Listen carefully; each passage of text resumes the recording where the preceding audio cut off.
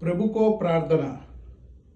हमरा पिता जो स्वर्ग में हुनुवुंचा, तिम्रो नाम पवित्र होस, तिम्रो राज्य आवोस, तपाईंको इच्छा पूरा हुनेछ, पृथ्वी में जस्तै स्वर्ग में छ।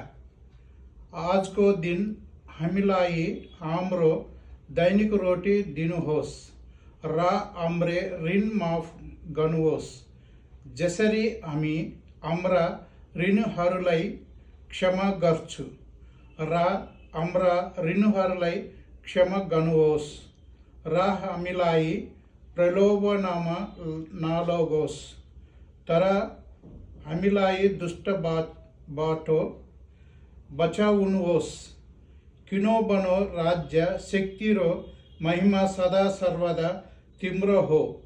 येशूको नाममा आमेन।